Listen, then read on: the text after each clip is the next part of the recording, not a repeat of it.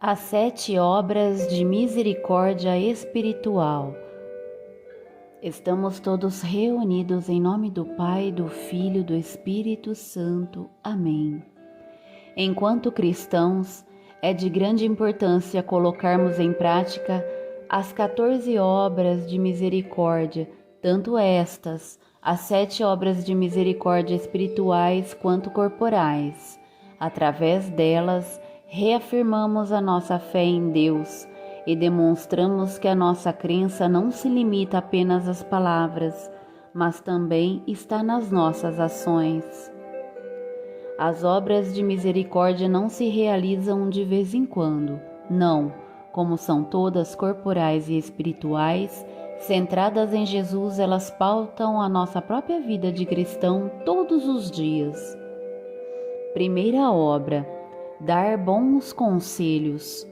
O verdadeiro conselheiro é o próprio Deus e o seu Espírito Santo que nos ilumina o caminho e nos fala ao coração. Para aconselhar bem é necessário, antes de mais, viver aquilo mesmo que o Espírito nos ilumina. Ou seja, viver como Jesus viveu e nos ensinou. Como ele disse: um cego pode guiar outro cego?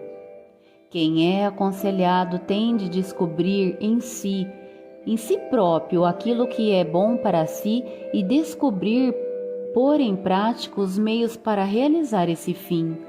Aconselhar não é tanto apresentar soluções. Mas mostrar caminhos, valorizar, dar ferramentas, dar testemunho e ser próximo.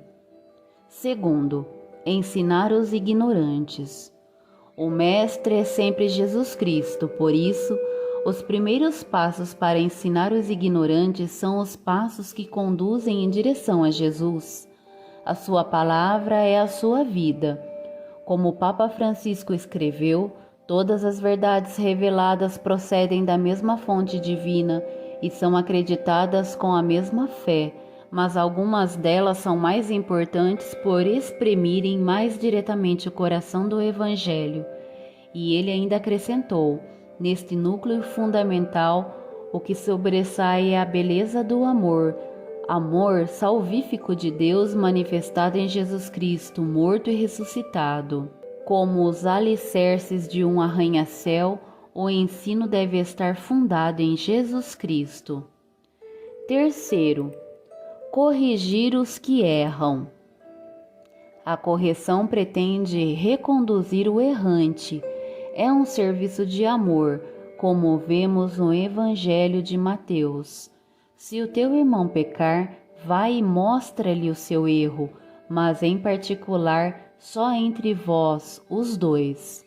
Se ele não te der ouvido, toma contigo mais 1 ou 2 pessoas para que toda a questão seja decidida sobre a palavra de 2 ou 3 testemunhas. A relação entre aquele que corrige e aquele que é corrigido não é uma relação jurídica, institucional ou de desconhecido, nem mesmo de amigo para amigo. É uma relação fraterna entre irmãos. Não é um juízo de valor ou uma condenação, e no momento em que é aplicada, qualquer correção parece não ser motivo de alegria, mas de tristeza. Porém, mais tarde produz um fruto de paz e de justiça naqueles que foram corrigidos. 4. Consolar os aflitos. Madre Teresa de Calcutá disse que não devemos permitir que alguém saia da nossa presença sem se sentir melhor e mais feliz. Esta é a máxima do cristão e é necessária sobretudo para quem está em aflição e necessita de consolação e esperança. Deus é o Consolador e Jesus fala-nos através do Paráclito, o defensor que vem em nosso auxílio. Consolar é, então, tornar presente a presença desse Consolador na vida dos irmãos. Escreveu o compositor Francisco Palazón: quando basta uma palavra, evitemos o discurso. Quando basta um gesto, evitemos as palavras.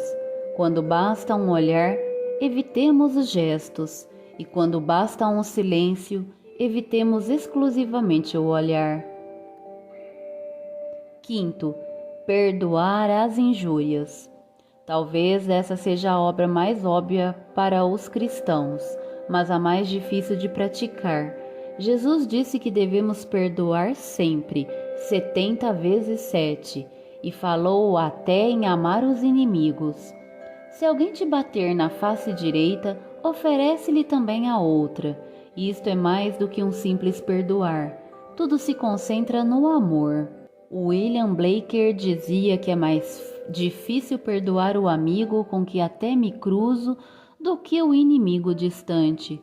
Com razão, a maioria das vezes é com aquele com quem nos relacionamos diariamente que há maior necessidade de perdão. Sexto, sofrer com paciência as fraquezas do nosso próximo.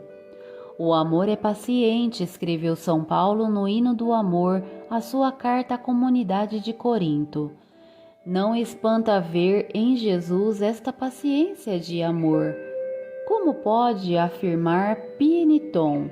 Longe de ser implacável com os pecadores, Jesus era tolerante, porque o Pai que está no céu fez nascer o sol sobre os maus e os bons. De fato, nós somos bons e somos maus. Na tolerância para com o próximo, esperamos a tolerância de Jesus para conosco. Como o Papa Leão V escreveu na sua obra, A Prática da Humildade, sofre com paciência os defeitos e a fragilidade do próximo, tendo sempre diante dos olhos a tua própria miséria, pela qual também tu has de ser salvo da compaixão dos demais. Sétimo, rogai a Deus por vivos e defuntos. Quando se reza por alguém ainda vivo, essa pessoa está sob o olhar amoroso e providente de Deus, e para ele se invoca o dom de Deus e a sua bênção, para ser apoiada no caminho da vida. Poderíamos esperar que com essa bênção se cumprisse todos os nossos desejos de felicidade. Contudo, a bênção de Deus é a bênção de um Deus que é Pai, que nos dá esperança, mas que é também um absoluto que ultrapassa a nossa compreensão. O que nos acontece, sabemos que acontece segundo o desígnio infinito e incompreensível, e por vezes não nos resta senão o abandono à sua vontade, uma entrega com esperança e confiança. Apesar de tudo, Ele não nos abandona, e como Jesus na cruz, a Ele nos entregamos, nós e aquele por quem rezamos, vivos ou mortos. Estivemos todos reunidos em nome do Pai, do Filho e do Espírito Santo. Amém.